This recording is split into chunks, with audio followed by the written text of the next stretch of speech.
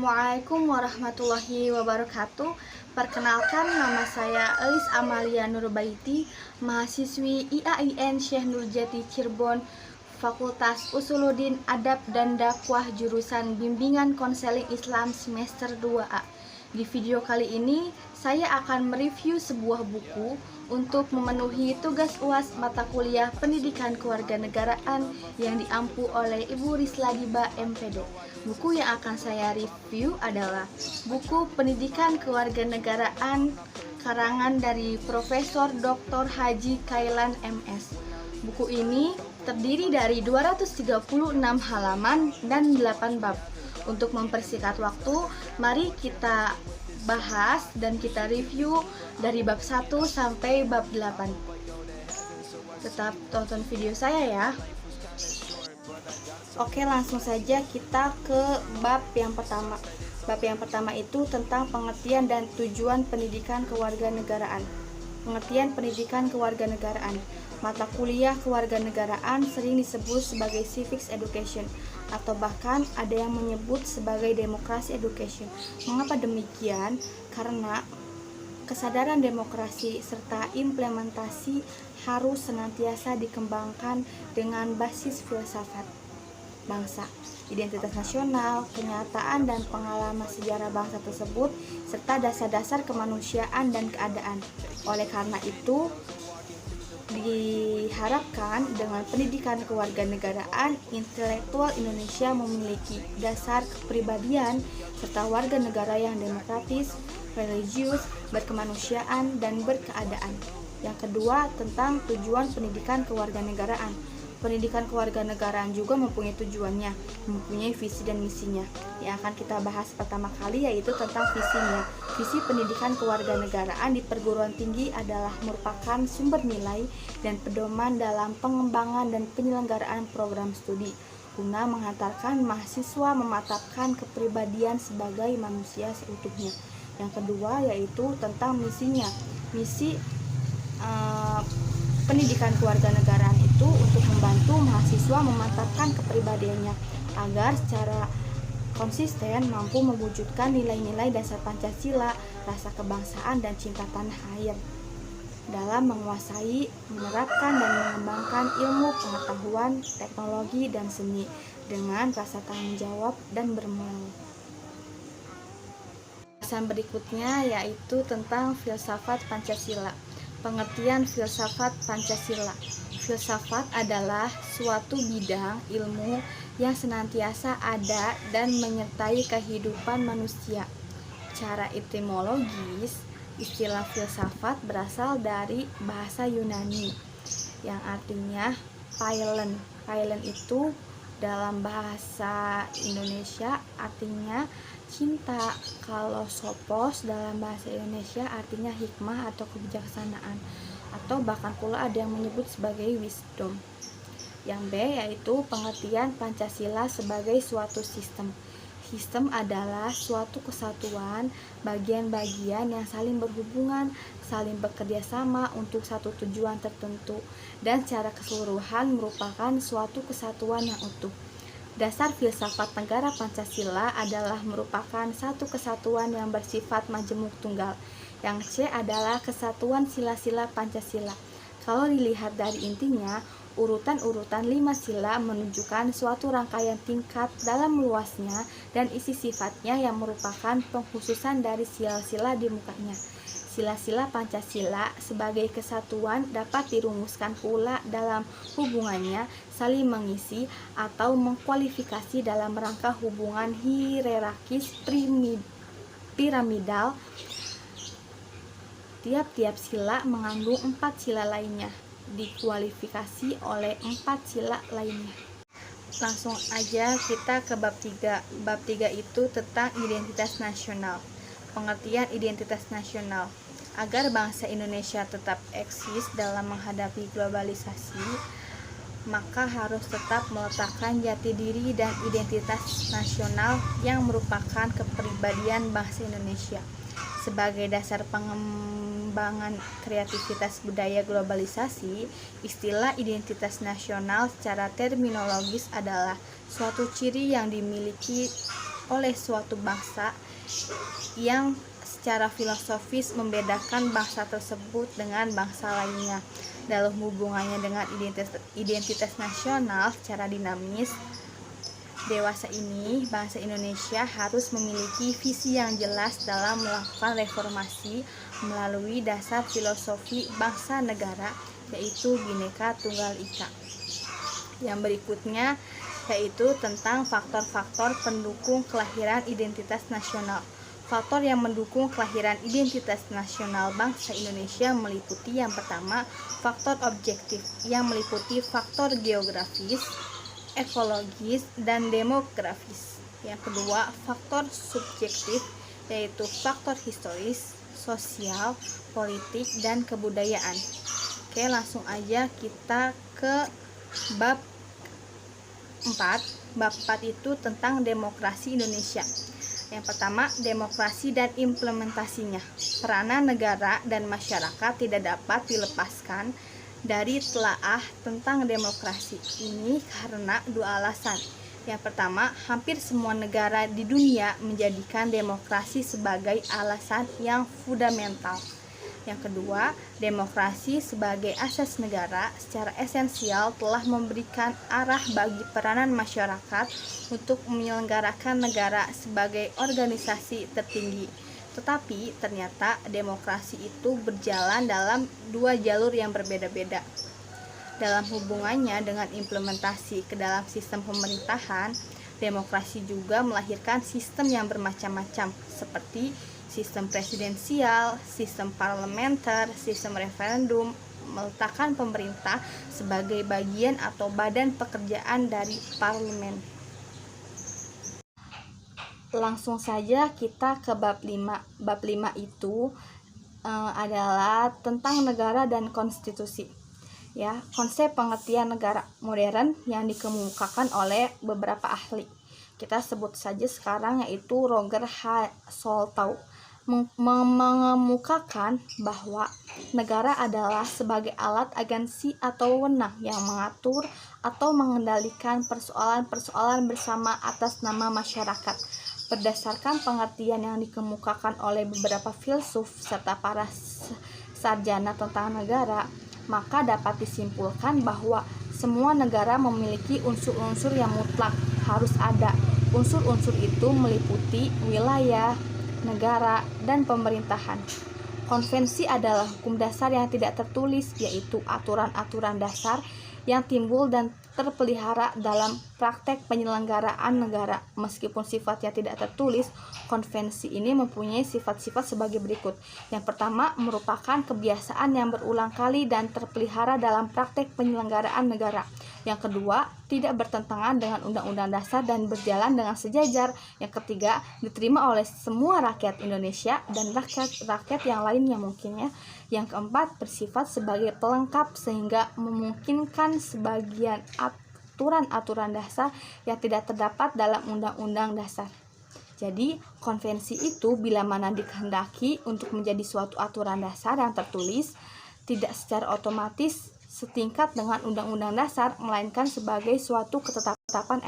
Langsung aja kita ke bab berikutnya. Bab berikutnya itu tentang rule of law dan hak asasi manusia. Pengertian rule of law dan negara hukum. Prinsip negara hukum hendaklah dibangun dan dikembangkan menurut prinsip-prinsip demokrasi atau kedaulatan rakyat. Hukum tidak boleh dibuat, ditetapkan, ditegakkan, ditafsirkan berdasarkan kekuasaan belaka. Prinsip negara hukum tidak boleh ditegakkan dengan mengabaikan prinsip-prinsip demokrasi yang diatur oleh Undang-Undang Dasar 1945. Hak asasi manusia. Awal perkembangan hak asasi manusia dimulai tak kala didatangi oleh Magna Carta, kemudian juga pendatangan Pelitian of Right pada tahun 1628 oleh Raja Charles.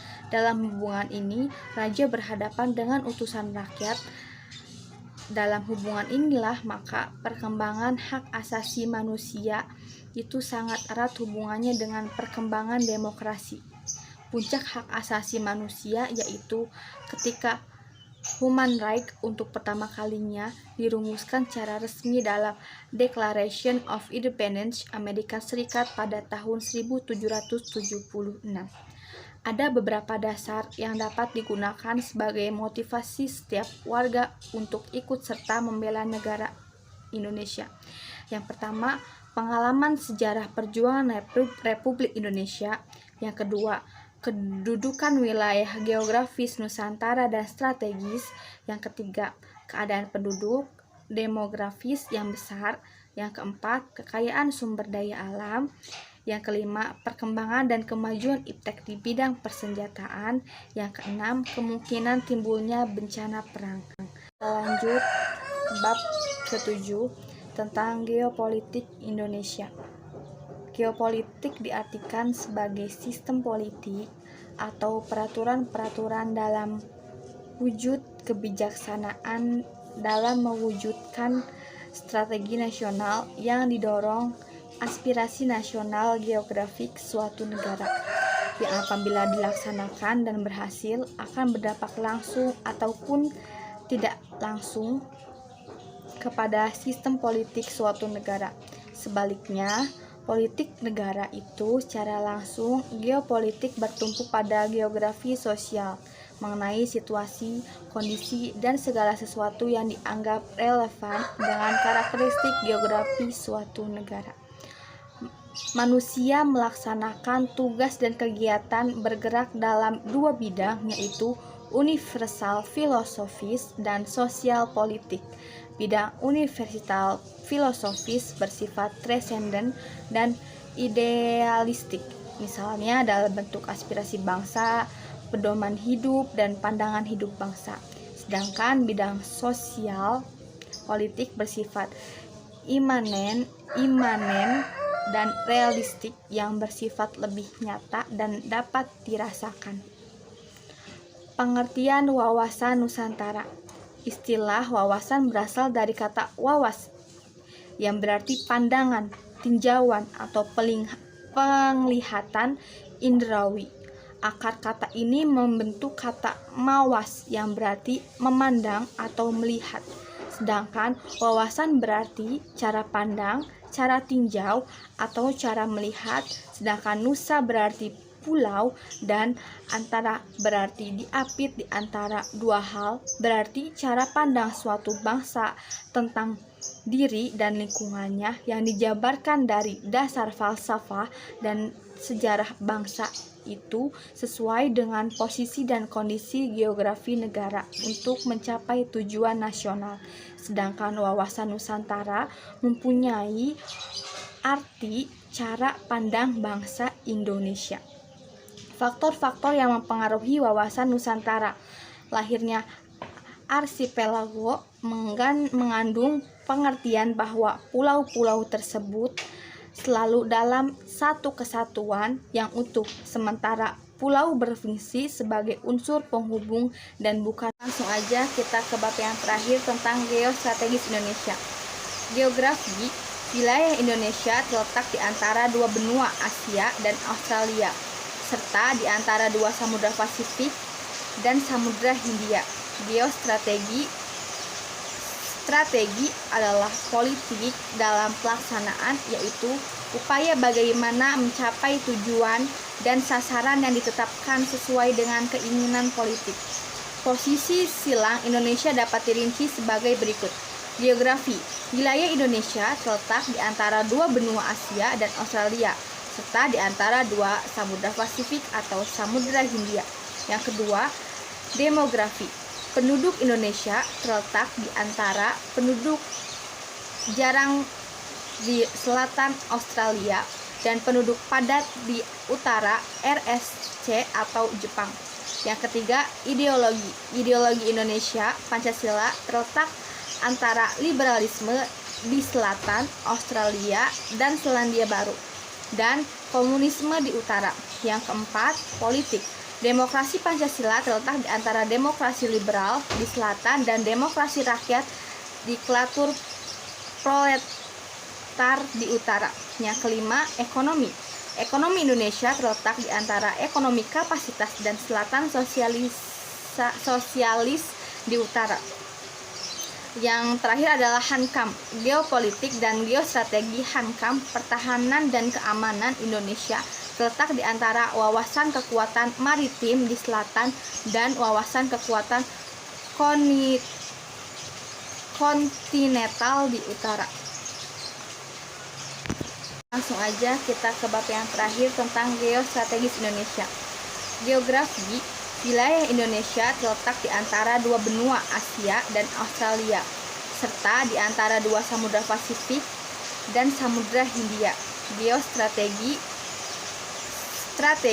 adalah politik dalam pelaksanaan, yaitu upaya bagaimana mencapai tujuan dan sasaran yang ditetapkan sesuai dengan keinginan politik. Posisi silang Indonesia dapat dirinci sebagai berikut. Geografi, wilayah Indonesia terletak di antara dua benua Asia dan Australia, serta di antara dua samudra Pasifik atau Samudra Hindia. Yang kedua, demografi. Penduduk Indonesia terletak di antara penduduk jarang di selatan Australia dan penduduk padat di utara RSC atau Jepang. Yang ketiga, ideologi. Ideologi Indonesia, Pancasila, terletak antara liberalisme di selatan Australia dan Selandia Baru dan komunisme di utara. Yang keempat, politik. Demokrasi Pancasila terletak di antara demokrasi liberal di selatan dan demokrasi rakyat di klatur proletar di utara. Yang kelima, ekonomi. Ekonomi Indonesia terletak di antara ekonomi kapasitas dan selatan sosialis di utara. Yang terakhir adalah HANKAM, geopolitik dan geostrategi. HANKAM, pertahanan dan keamanan Indonesia, terletak di antara wawasan kekuatan maritim di selatan dan wawasan kekuatan kontinental di utara. Teman-teman semua, sampai di sini review saya, review tentang buku Pendidikan Kewarganegaraan Profesor Dr. Haji Khairil MS. Buat kalian yang mau membeli buku ini, kalian bisa membelinya di toko-toko buku terdekat di daerah kalian, seperti toko buku Dasko ataupun Gramedia atau toko-toko yang lainnya.